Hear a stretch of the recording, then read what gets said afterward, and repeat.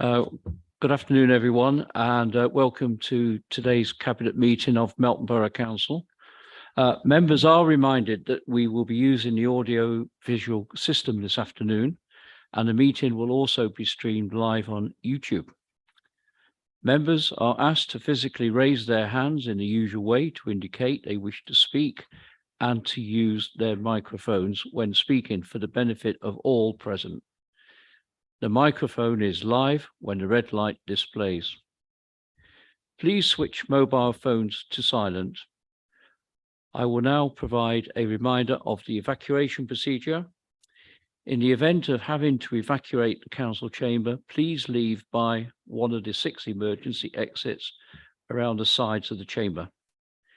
Please assemble at the far side of the front car park, nearest to the car park entrance.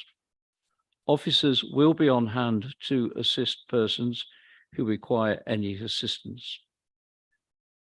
Public recording of the meeting.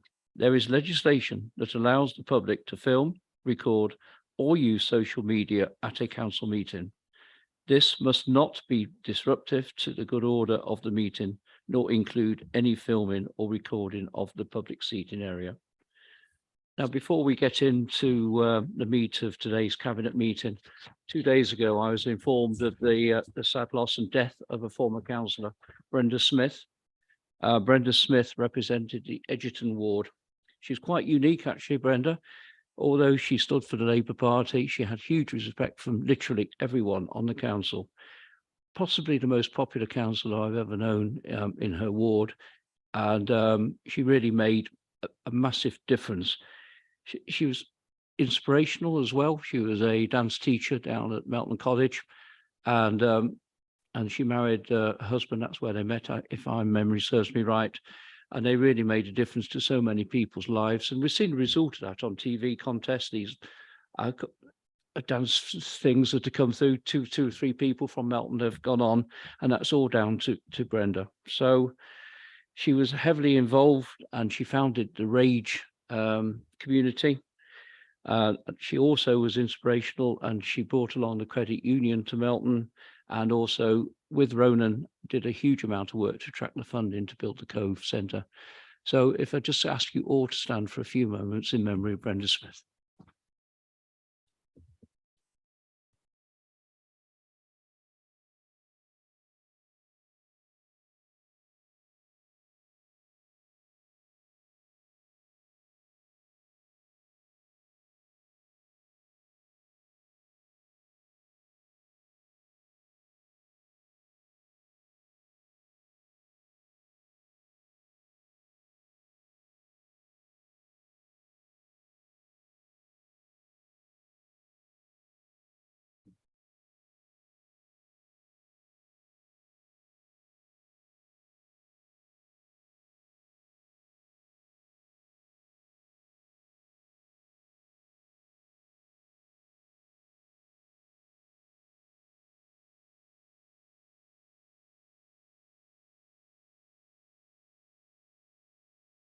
Thank you.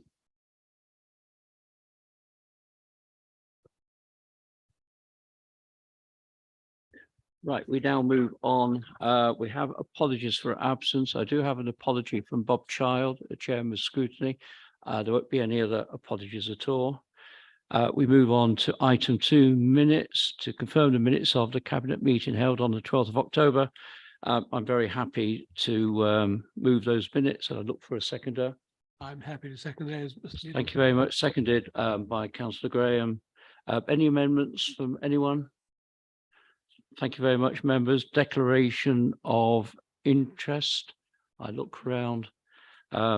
Personally, I have a personal interest due to being a county councillor, and this is on record for any matters which relate to Leicestershire County Council.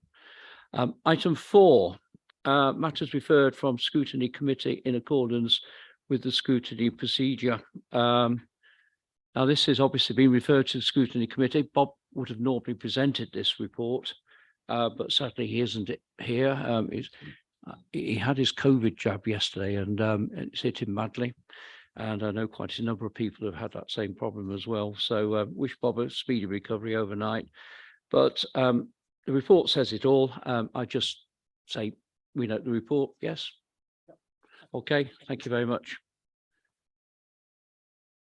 5, housing revenue account budget. So I hand over to the Director of Corporate Services to summarise the report. Over to you. Thank you, Leader. So the report sets out the latest position for the housing revenue account for the second quarter for both revenue and capital, with a forecast to the end of the financial year. For revenue, a £22,000 overspend is forecast, which, if realised at year end, will result in an increased contribution from reserves in order to maintain the minimum agreed working balance at £750,000. And for capital, a 461,000 underspend is forecast. With regard to revenue, the detail in the appendix is summarised in section 5, and there's quite a number of lower value under and overspends, which overall result in expenditure being forecast to overspend by around 35,000, and these are all set out in the report. With regard to income, there is a shortfall in rental and other income of 120,000 forecast, which is offset by additional interest on investments due to rising interest rates of 133,000. With regard to capital, the development of the asset management plan, which is later on the agenda, has given greater clarity to capital spending needs, and therefore there's a recommendation in the report to Council to move some of the capital budgets from underspends and historic budgets to those identified as a higher priority. These are all set out in paragraph 5.8.2. Subject to the approval of these movements, this would result in an overall forecast underspend of 461,000, of which 368,000 is expected to be spent in the next financial year and will be confirmed when the budget is set for next year later on. Thank you. Thank you very much, Dawn. I turn to portfolio holder for corporate governance, finance and resources, Councillor de Burgh, to move the recommendation and provide any further introduction to the report. Over to you, Ronnie. Thank you. Thank you, Leader. Completely support what Dawn has said. The HRA has struggled in recent years to spend against the capital programme, and this report sets out a much improved position, which I'm pleased to report on. This report brings, I think, for the first time, a comprehensive overview of where we are with the HRA at the midpoint of the year. The midpoint of the year is a difficult time in terms of progress against plan. Some work has progressed faster than expected, and other not so fast, and that is reflected in the report at 5.6.1. I believe it's right to be flexible, to take a pragmatic view by adjusting plans according to progress. In this case, against both the business and asset management plans. Strategic re-evaluation enables us to properly direct financial resources within the programme to areas of need, hence the proposed requirements shown in the table at 5.8.2, redirecting the expenditure of £394,000, about 7% of the total budget. Being flexible is definitely the right thing to do. Maintaining rental income in line with budget, on the other hand, is clearly presenting a challenge, and it's disappointing to see a £92,000 shortfall shown at on the chart at 5.6.2, page 25. However, to balance matters, I'm delighted to recognise the success of our Treasury team in delivering an extra £133,000 of investment income, which sort of helps balance matters out. In summary, at the mid-year point, budget holders are projecting a revenue overspend of £22,000, which would require an increase in contribution, regeneration and development reserve. Yes, Leader, I'm pleased to move the recommendations in this report at 2.1 that Cabinet notes the financial position on the HRA at the 30th of September 2022 and the year-end forecast for both revenue and capital, and at 2.2 that Cabinet recommends to Council the approval of the proposed environments and realignment of the HRA capital programme for 2022-23 as outlined in paragraph 5.8. Thank you, Leader. Thank you very much, Councillor Bill, and I'm very happy to second 2.1 and 2.2 on item 5. As it says in the report, the HRA is a massively high-risk service and it needs to be monitored, and that's what's happening. So thank you for your fine stewardship of this, Councillor de Bill. I turn around asking Councillor Graham. Thank you, Mr. Leader. At a time when we are concerned about the vulnerable, page 25, 5.6.1, a £10,000 food and drink provision underspend. I realise there's a high void levels at Gretton Court, and that is responsible in part for the low take-up of the lunch club. Do we have any other thoughts of any other reasons why this service is not being used? Thank you, Councillor Graham. You were kind enough to give me forewarning of this one, and I was able to pass it on to someone who knows. And the actual answer, I'll read to you if I may. It's longer than I thought it would be, actually. The focus for Gretton Court has been on seeking to reduce void rates at Gretton Court, which is resulting in successful lettings. At 11th of October, there were 11 vacant flats at Gretton Court. Additionally, officers have visited Gretton Court to understand if there are any changes or improvements that could be made, including asking residents what they feel would make it more of a housing option of choice for more people. One of the key challenges for Gretton is that the flats do not have their own bath or shower facilities. Making changes to the flats to upgrade the bathroom facilities is part of the asset management plan proposals, which will be considered later on in the agenda. We hope that this, together with improved marketing and ongoing dialogue with tenants about what they would like to see at Gretton Court, including how meals are provided, will help inform future service delivery. I guess in there is the answer, Melise. I hope it's acceptable to you. Yes, it's not quite what I thought, but is that acceptable? I said, well, that's totally acceptable. It just hit me as I was going through the papers, and I wondered what the reason was. But thank you very much, Ben. Thank you very much. Anyone else? Okay, so 2.1.2.2 has been proposed and seconded. I ask you to raise your hands in favour, please. That's all 5 as noted by democracy. Yes, thank you very much. I must ask you, I had a little rap on the knuckles from my chief executive to my left. I think he thought I was a bit too economical on the scrutiny reports. And so I'll just take you back and point out that on page 2, there is a recommendation that the Cabinet agrees to have regard to scrutiny committee's feedback. 2, on the recommendation of the scrutiny committee, recommends that the council works within the remit presented. B, prioritises to reduce tenants' life bills through installation of energy saving measures. C, removes all remaining storage heaters from council-owned properties as soon as possible. And D, continues to prioritise the insulation of the properties. That's noted by all. Okay. Just confirm noting of tourism. Yep, going to do that as well. Yep. I was going to move on to that. Oh, Yeah, telling me off again, but I'm right on this occasion. Mr. Leader, if I may just come in there, apologies. You'll need to vote on that recommendation that you've just read out, not just note it. We have to vote on that, do Yeah, we? so Okay, we'll need so a that's what move we do then. and a proposer and a Thank you very seconder. much, Kieran. All in favour on the first recommendation? Seconded, yeah. You're seconding? Yeah, okay. All in favour? Yeah, thank you very much. I'm having a job to read this, by the way. The second, moving on to scrutiny feedback on tourism in the Melton Borough area. That the Cabinet recommendation that the Cabinet agree to have regard to the scrutiny committee feedback. We noted, do we have to vote on that too? No, okay. All happy with noting? Thank you very much.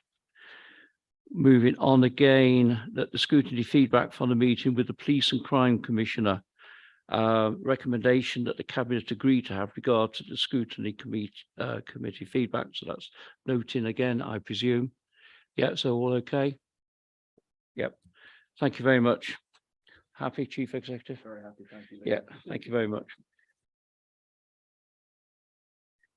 Moving on to item 6, the general fund and special expenses budget monitoring, 1st of April 22, 30, September 22. Director of Corporate Services to summarise the report. Over to you then. Okay, thank you, Leader. So again, another budget monitoring report, this time for the general fund for both general and special expenses, revenue and capital, including a forecast to the end of the financial year. So with regard to general expenses, the forecast is for an overspend of around 471,000, and for special expenses, Melton Mowbray, an overspend of 45,000.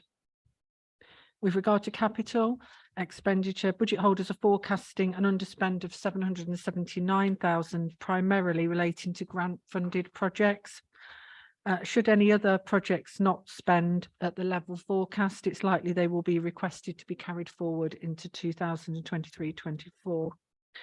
The revenue budget variations in excess of 10,000 are set out in paragraph 5.2, but the main key reasons for the large forecast overspend on general expenses are the higher than budgeted increase in salaries, which is nationally negotiated, reduced planning income, and a lower management fee from our leisure provider than we budgeted for, and also the one-off costs of enforcement action.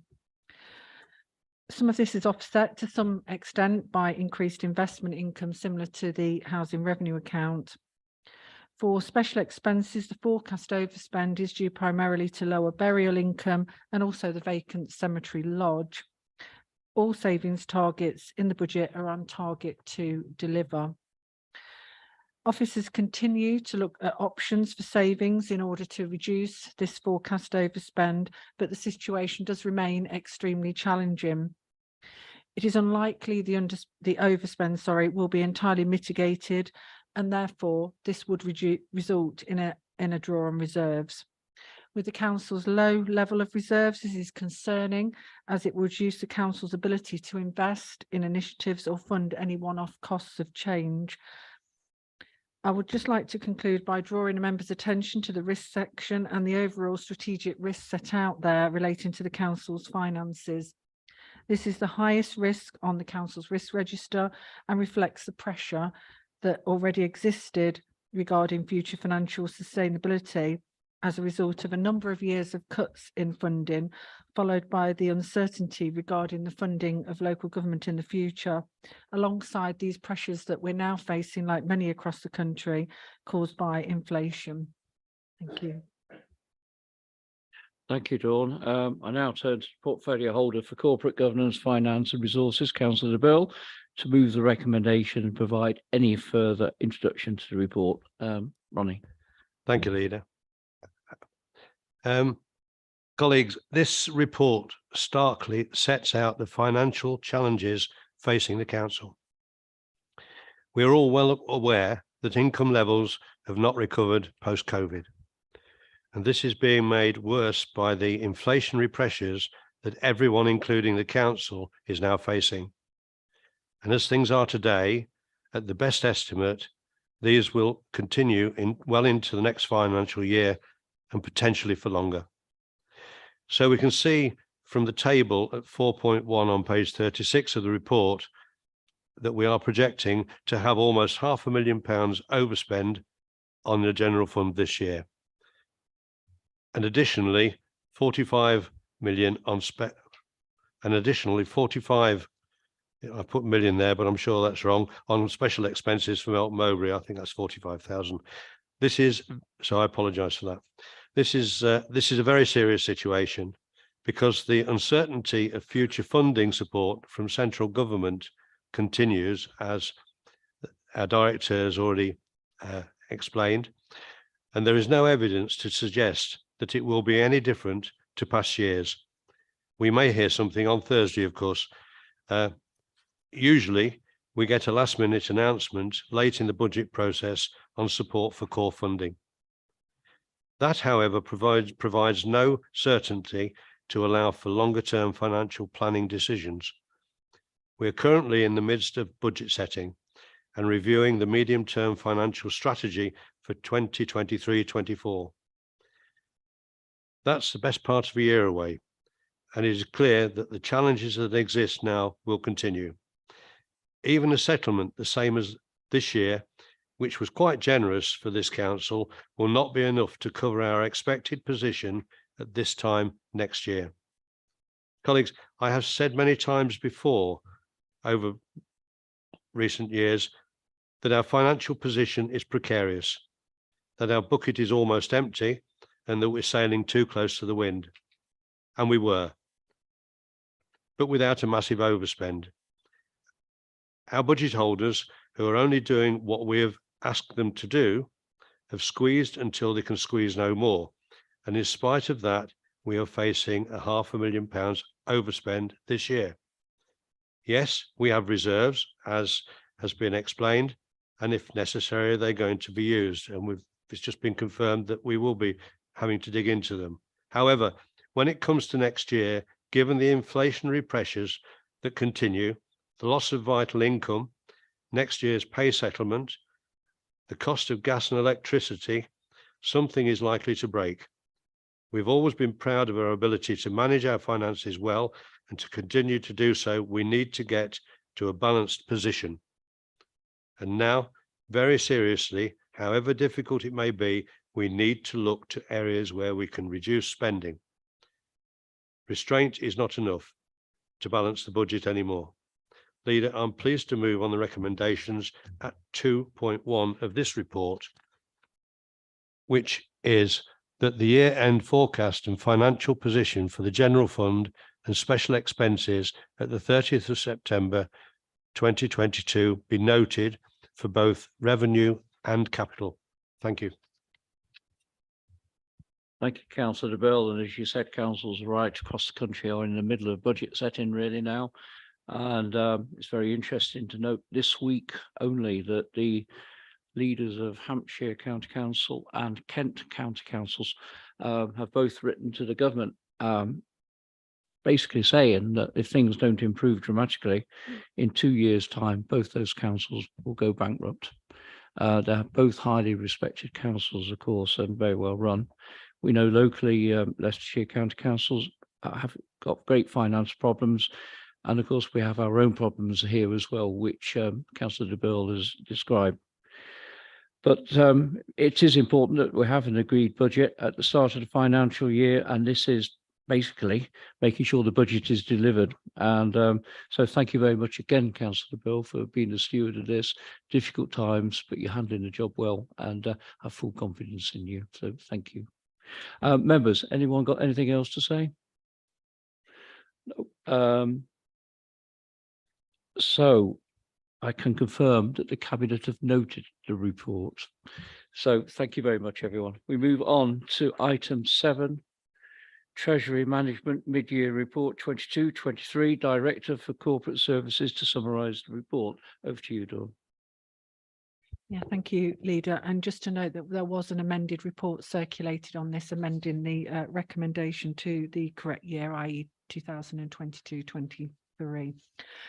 So this mid-year report on Treasury management activities will be presented to the Council meeting in December and is brought to Cabinet for scrutiny and information before going to that meeting.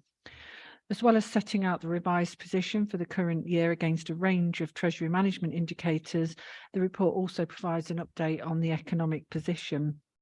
So following the challenges that we've had for a number of years in terms of maximising investment returns, we're now seeing much higher interest rates available to the Council, as seen in the financial position I've already outlined with regard to the General Fund and the Housing Revenue Account Budget Monitoring Report, which have helped to mitigate our overspends to some extent. These rates are estimated to continue to rise, presenting further opportunities to maximise returns. In light of the increase in interest rates, there's been some more attractive medium-term investment opportunities coming to the market, which has included placing investments with banks for up to 2 to 3 years. The council's current strategy only allows investments to be placed with banks and building societies for a maximum of 12 months, and therefore we've been restricted to take advantage of these offers when they've come along. So we're therefore seeking members' approval to support an amendment to the investment criteria to allow up to a 3-year maximum duration in banks and building societies. And this would allow officers, subject to cash flow forecasts, risk assessment and counterparty strength, the option to place investments for a longer period in order to access these higher rates of return. But as always, keeping in mind the balance between security, liquidity and yield. Thank you very much, Dawn. So I turn to Councillor de Burgh. Thank you. Thank you again, Leader. And thank you, Dawn. Yes, the finance team don't have a lot to say about this one, actually. The finance team do an excellent job maximising investment income returns to the council. I've reported this over and over, and it was very disappointing last year when interest rates fell. But they've got the wind in the sails again now, and our investments are showing very good returns. So their performance is really good, and benchmarked against other councils, it's even better. So I'd like to compliment them for that. But in terms of this report, I particularly want to support the recommendation to change our investment strategy to increase the maximum investment period with banks and building societies to 3 years, as this provides much more flexibility while still ensuring risk is maintained. And in these difficult times, you know, anything that we can get from anywhere has to be the name of the game, really. That's my position on this one. So I would like to move on the recommendations at 2.1, that the mid-year position on Treasury activity for 21-22 be noted. At 2.2, that the mid-year position on prudential indicators for 2021-22 be noted. And at 2.3, that the proposed change to the investment strategy as outlined in paragraph 5.2 to increase the maximum investment period with banks and building societies to 3 years is approved. Mr. Leader, may I just interject there and just confirm that as the report was being presented, members had been submitted with an amended recommendation. So everything that Councillor de Burgh read out is correct, except for the year. You're actually noting the mid-year position for 22-23, not 21-22. Oh, yes, so I did. Apologies to everyone on that one. Yes, I accept that change. Yes, it relates to the recommendations. We put, which one was it, Kieran? First, second or third, or all of them? You corrected the year. All of them. All of them. Okay. So I've put 20. I've said 21-22, but it is in actual fact 22-23. 49. Yes. It is just simply on the dates, Leader. Okay, I found it in this report, but not in that one. Yeah, So, I clearly didn't my pick, fault. Yeah. I clearly didn't pick up on an amendment that's come through at some stage over this. So I'll go back if I may. Of So course. I'd like to move on the recommendation.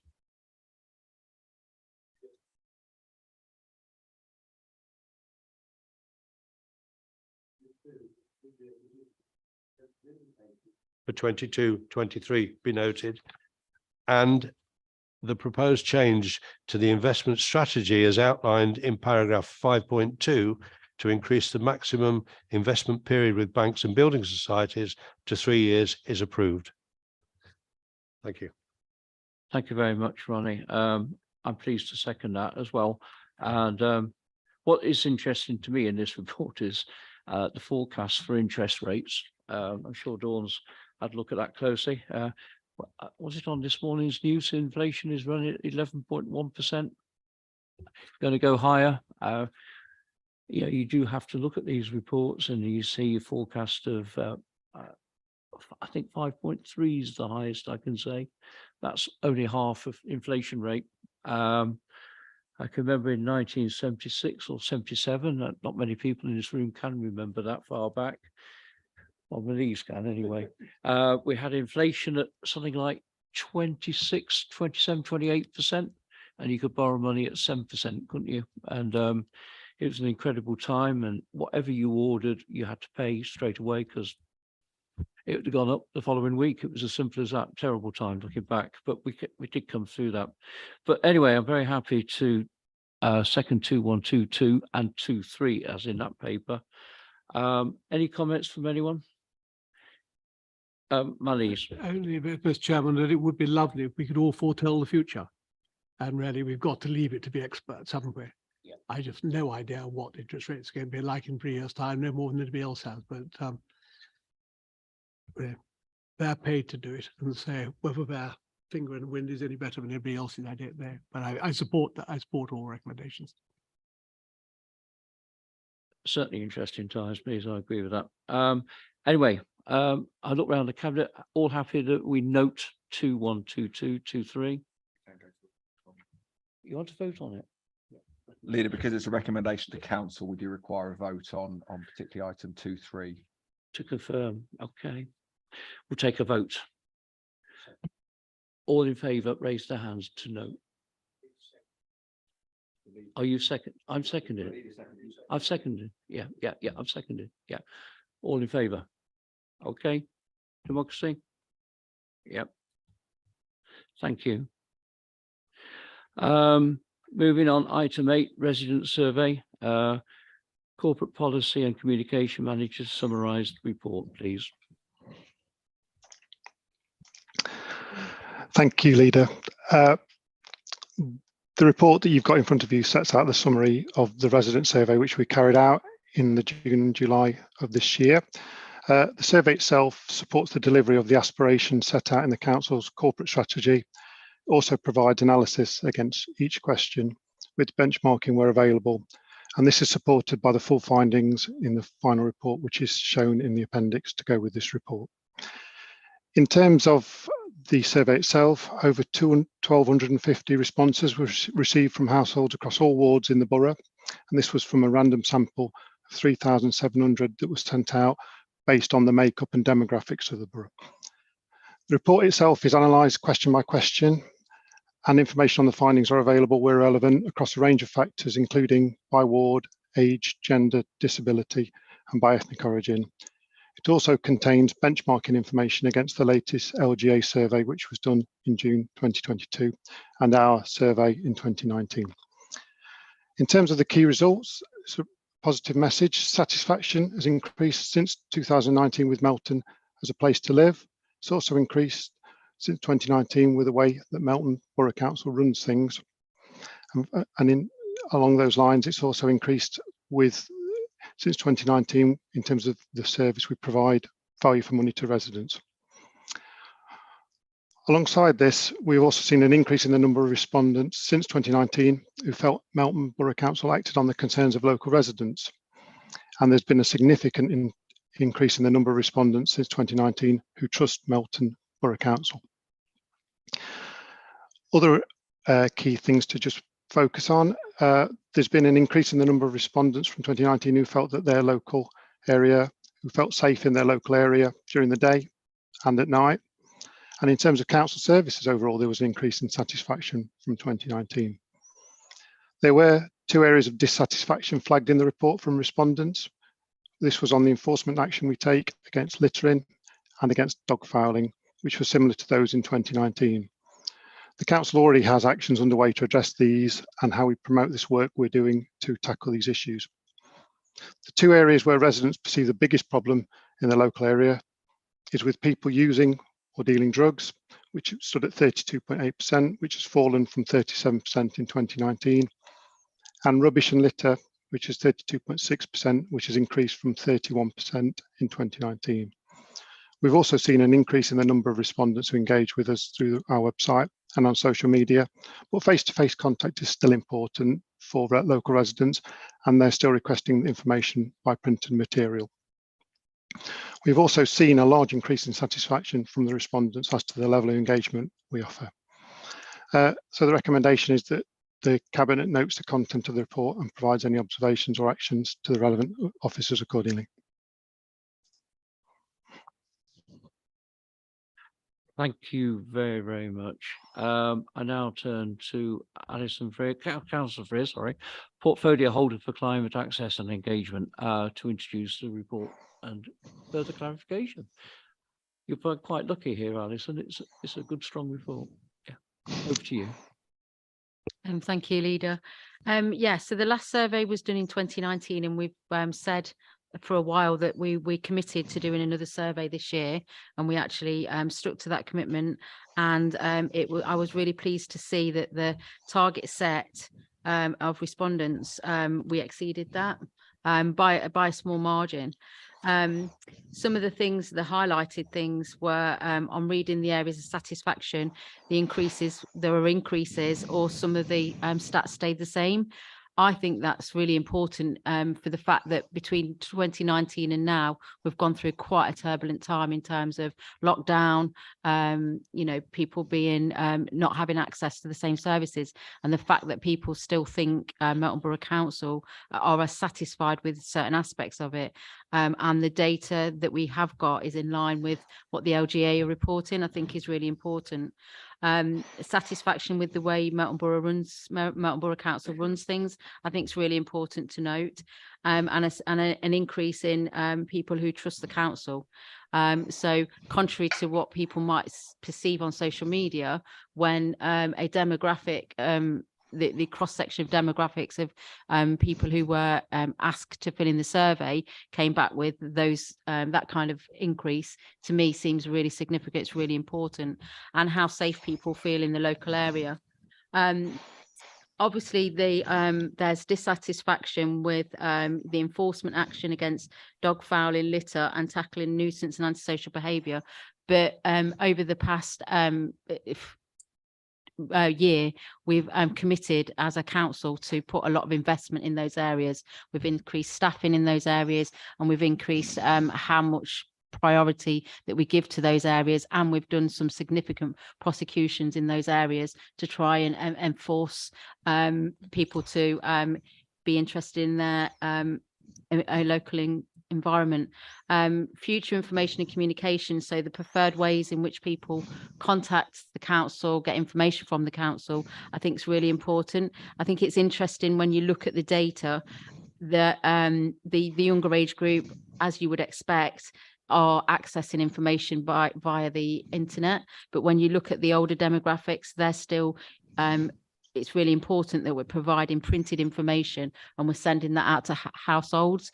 There's quite a range of ways in which we are contacting people. I think it's important to note that we're working hard on that, and that's something that's really good. And when we looked at you know, the return of the survey, I was really pleased with that. I think the report is really clear. It's really well laid out. The information is easy to read, and it gives us another basis on which to go forward for the next time that we put a survey out to the community. After speaking with Mr. Guest, who's presented the report, we're also not only just doing this in isolation, but we're communicating with other departments as well, and we're learning from what the other areas of the council are doing in terms of engagement, communication, and we're learning across the whole council, so that this information and the way we've engaged with residents isn't just unique to this survey. We're using that as a learning point to help other services and the way in which we communicate with residents as a whole.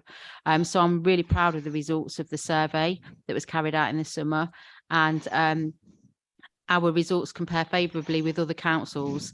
I was quite keen to question on benchmarking and whether we benchmark, who we're benchmarking with, and we're favourable with other councils in the borough and across the country. A particular area to celebrate is how much residents trust us, as I've said before, and compared that to other councils and national government. It gives us a strong mandate to continue the great work we've done so far. and to focus on the priorities of the council.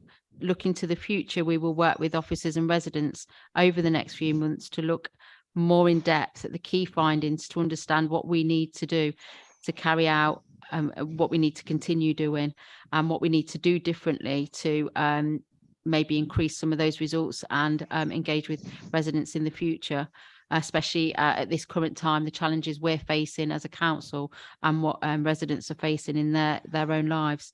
This great insight into what our residents fed back is really valuable and will help us to shape council services for the future and identify priorities for the next corporate strategy, which will be due in 2024.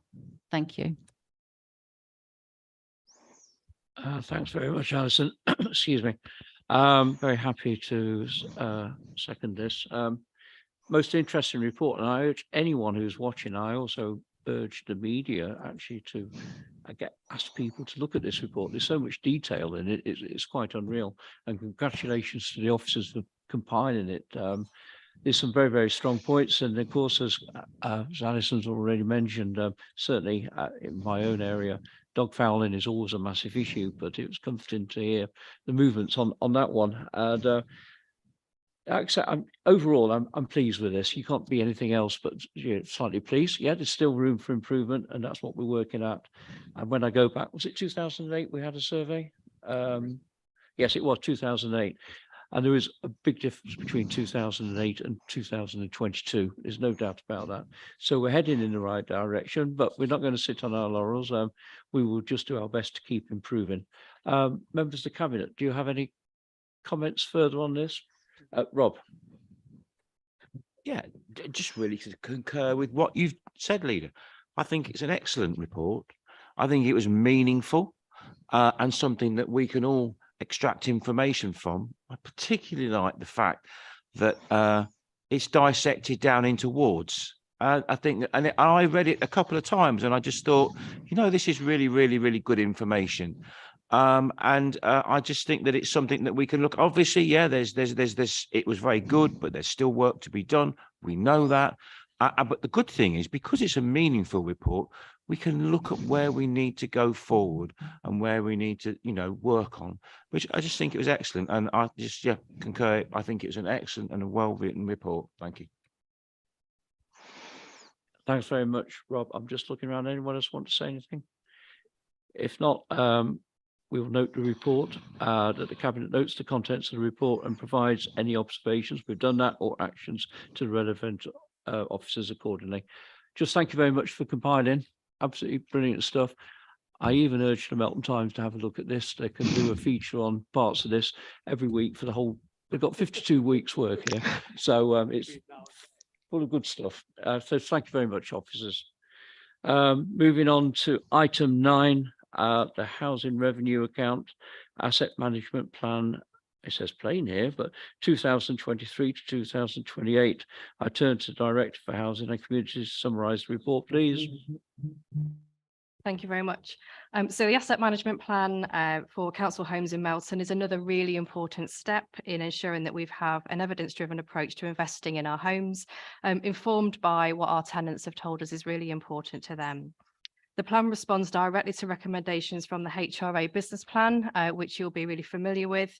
It ensures an emphasis on decent and safe homes, and it's set within the context of regulatory change, as you know, also always with the need to make sure that we can continue to enable compliance and our focus on tenant safety. As you'll see, the asset management plan includes an action plan, and that shows prioritisation and target dates for the things that we need to do over the next 5 years and the budget requirements for each action. If approved by council, the plan, action plan and capital programme will be used to inform the capital and revenue budget proposals for next year. Just as a reminder, because I think it's really important when we consider the validity and credibility of this plan, the council's in a really strong position with stock condition survey data of nearly 90% of our housing stock, and plans for rolling surveys at 20% per year, which is really high for a council landlord. Really pleased with that. The data is embedded into our Northgate system, and that has enabled us to do some proper stock profiling and some planning over the next 5 years. The plan covers some key areas, as you'll see in the report. So starting and always at the most important is compliance and health and safety in our homes. Also around asset data, including a plan for how we can make sure we achieve decent home status for all of our stock over the lifetime of that plan. Measures to achieve modern homes, such as replacing aluminium windows with UPVC windows, and also our plans for replacing kitchens and bathrooms and how many properties per year in doing so. It also includes things like standards and procurement plans for maintenance and repairs. It's really important that we have a proper plan for procuring those. And it also considers the difficult balance between energy efficiency and decarbonisation, and then really supporting tenants with energy costs, which of course at the moment is a particular concern. Additionally, something that I just want to draw your attention to, it's been supported by tenants, and you'll have seen the reference also within the notes from the scrutiny committee, is a proposed acceleration of the replacement of storage heaters. And there is more detail in section 5.6 of your report.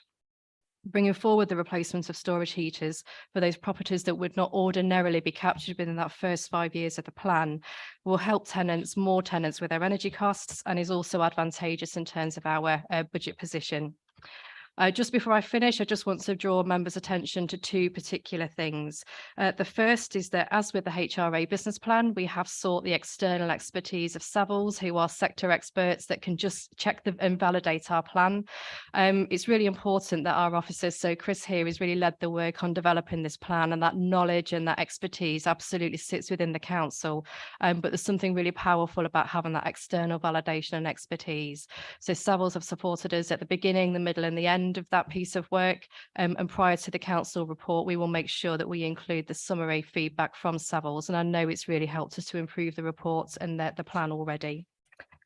Just finally, and it would be remiss of me to not mention this, we write this asset management plan at a time of huge financial uncertainty for many reasons. We have stress tested the business plan, and those principles apply to the asset management plan also. We're confident, and particularly with the work that has been done to find more headroom within the business plan, that the HRA is sustainable. However, there are some risks, and the risks come really as a result of the proposals around a potential for a rent ceiling that may be imposed by government. So you will see the potential impacts of that, and the mitigations that we propose are embedded in the risk section of this report. And as you'd expect, we have responded really robustly to the government consultation. It remains our view that to have less a resource to invest in homes would be really difficult for the whole housing sector at a time of such increased focus and a need to really build trust with our residents. So I draw your attention to that, but it takes nothing away from the fact that this is a really positive and really robust piece of work, something we're incredibly proud of, and absolutely marks the next step in our housing journey. So thank you. Thank you very much, Michelle. Just before I hand over to the portfolio holder, I'd just like to take you right back to the start of the meeting, where the scrutiny committees obviously had a look at this, and we noted their recommendations, and so just say thank you to them, and that's all helpful. So, but I now hand over to the portfolio holder for Housing and Landlord Services, Councillor Brown, to move the recommendation and provide any further update. Yeah, Thank you very much. Leila. Yeah, happy to move the recommendation 2.1 to endorse the HRA asset management plan, and recommend 2.2 that the HRA asset management plan and associated action plan be approved and be used to inform the revenue and capital budget proposals for 2023-24. Yeah, first of all, I'd just like to start off by thanking our colleagues on scrutiny. I attended that meeting, and the work of the officers leading up to that, it was really informative, and what was a great pleasure for me to see in it was the priorities of our councillors mirrored the priorities of our tenants, and both hadn't spoken to each other, so that was really interesting. So it just shows you that our councillors are in touch with the feelings of the community, which is really good. Just also going on to what Michelle has just said, is that I've also written to the Secretary of State, Mark Gove, basically raising my concerns about any cap on the housing revenue account ability to raise our rents. It is a concern across the whole sector at the moment. I think it'd be cut off your nose to spite your face if they do go ahead with it, because it'll put more revenue pressures on our general fund because of homelessness and various things will go up because other providers won't be able to provide housing in the borough. And that is ultimately the consequences of it. Very short-sighted if that does happen. And I've also written to our local MP to emphasise that as well, which you're aware of, Cabinet colleagues. Just a couple of things I just want to highlight in this is that one of the key things is that we've thought about the tenants in this, and we've looked at how do we improve the energy efficiency of people's homes. You will see in the report that our EPC rate is around about C and D, most of them, which is pretty good compared to the private rented sector and the private sectors, which is really, really good. The other thing is storage heaters. We made a conscious decision, and that's something I feel passionate about. They're expensive to run, they're inefficient, and yes, gas may not be where we want to be, but it's the next best thing, and it's going to at least put money back into our tenants' pockets for those who's going to get those improvements. Also, the fast track of the window replacement program as well. Again, will make those homes energy fit, and also both these elements will help towards our decent home standard as well. You'll see in Appendix C that the investment is going to happen over the next 5 years. It's not insignificant, and that's led by robust data, and that's something that we've worked with officers to ensure that the data is robust, that we've surveyed as many properties as we want. And I have to say, I think the figure is something like 85% plus of properties surveyed. That's quite unique across the country. You know, I do travel and work with a lot of local authorities, so well done to the officers for getting access. That's the first thing. It's often hard to get access for other things, but that's really, really good to get people's home surveyed, etc. And finally, just a couple of things three things is that we've seen an overall improvement in the Housing Revenue Account service, in council housing services, and that's not falling back. We're actually continue to improve, and that's down to the dedication of the officers and also the tenants who've actually taken the time to actually come and engage and be part of it, and it's much more robust than what it has been recently. Secondly, new council homes in this. We are going to be able to deliver new council homes, and there'll be a report coming out to Cabinet about us purchasing some homes and starting to build. And I want to put that message out to the public that we're committed to do that where we can within our financial restrictions. And then finally, I would just like to thank the staff, and I would particularly like to thank Chris Flannery, who's put all this together. Without Chris, we probably wouldn't be in a strong, robust position we are, and I think we do rely on Chris on a day-to-day basis. So well done, Chris. Keep up the good work, and will you please send a thanks to the team as well?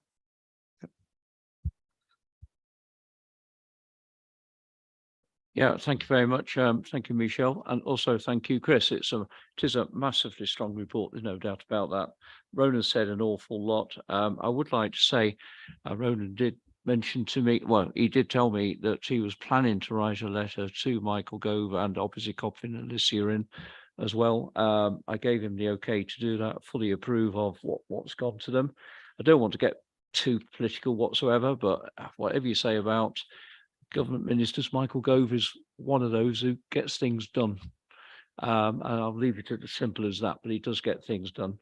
What this report does to me, by the way, as well, it just strengthens the ethics of Team Melton, doesn't it? This does. You got a great report from the officers.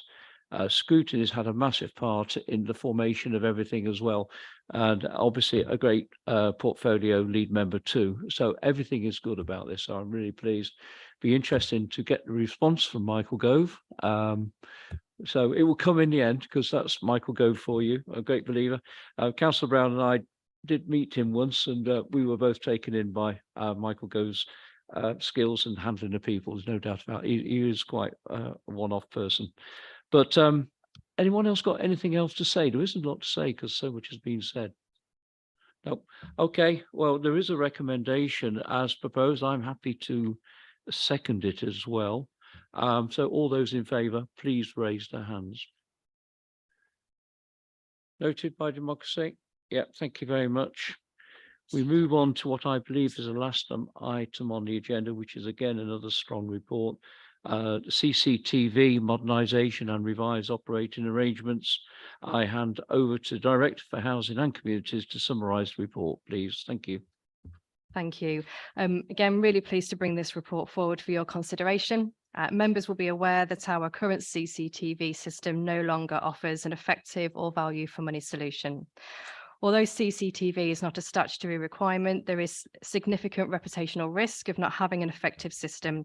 And it really impacts our ability to tackle ASB, take enforcement action, detect and prevent crime, help our communities to feel safe, and also to deliver on commitments as part of the Safer Melton Partnership, which is chaired by Councillor Graham.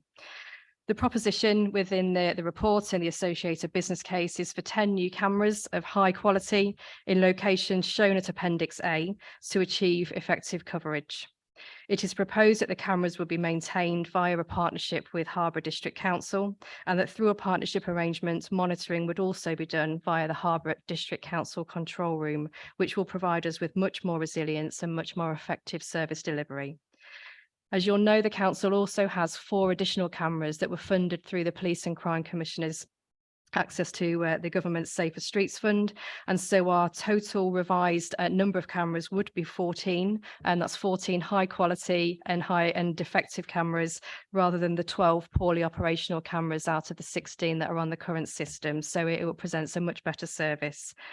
The proposal forms a request for capital investment to enable the purchase and installation of the cameras, and a split between the general fund and the HRA is proposed based on those camera locations, and you will have seen that cross-referenced in the earlier budget report as well. Finally, I just want to note that this report forms part of a number of Safer Melton developments in recent months, and feedback from stakeholders on the progress now being made on this and other things within the team is really positive. So thank you.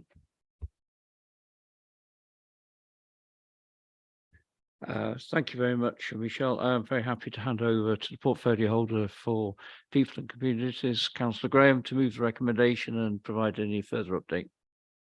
Thank you, Mr. Leader.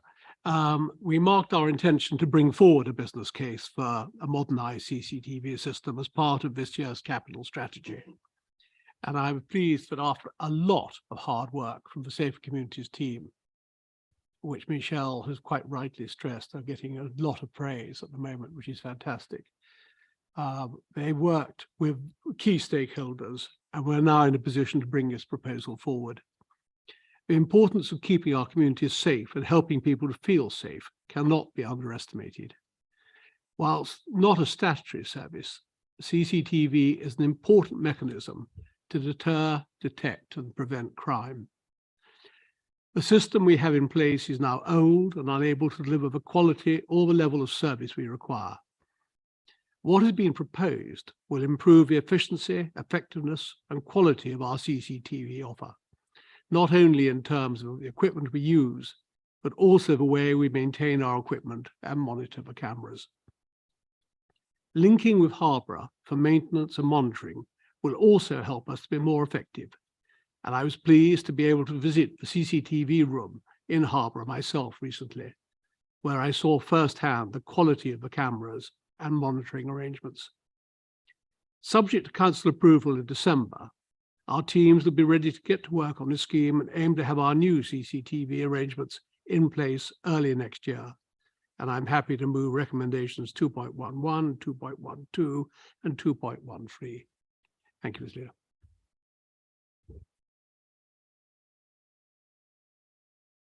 Thank you very much, Manlise. I'm just an add up again now. I'm very happy to second 2.1, 2.11, 2.12, 2.13. CCTV is there to make us feel safer. If you remember in the previous paper, that's coming through. People are feeling safer, but this will obviously improve that. There's no doubt about that. I'd like to thank the PCC, Rupert Matthews.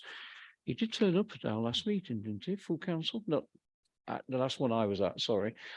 Yes, so I did have the opportunity to have a brief word with him at that point about that. So if that could be moved on to him, officers, by one way or the other. Thank you very much, Chief Executive. It's important, as Manlise said, people do feel safer. It encourages people into the town centre. It encourages a night economy, which is going to be a big push at some point. There's no doubt about that. And so overall, very happy to second 2.1, 2.1, 2.11, 2.12, 2.13. Members, you got anything to say at all? Alison, over to you. Thank you, Leader. I think it's just important to note that discussions about the CCTV cameras started some time ago earlier on in the year. Businesses highlighted it as a problem. People involved highlighted it as a problem, and I just think it's another commitment by Melton Borough Council to put right something that's not a statutory service for us, but we made a commitment to solving this problem, improving this system, and we are now on our way to doing it. So I just think it's important that we put that out there, that we are committed to our community and to our economy to improve things. Thank you. What you're saying is we're a can-do council, isn't it? That's what you're saying. We're a can-do council. We commit and we get it done. Members, nothing else to say at all. Okay, for those in favour of the recommendations, please raise your hands. Unanimous. Thank you very much, members. I believe, Chief Executive, is that the end of the agenda? Yeah, thank you very much. So just say thank you to all the cabinet members, all the officers who produced the reports and good reports tonight, and anyone who's been listening in. Thank you very much. And close the meeting. Thank you.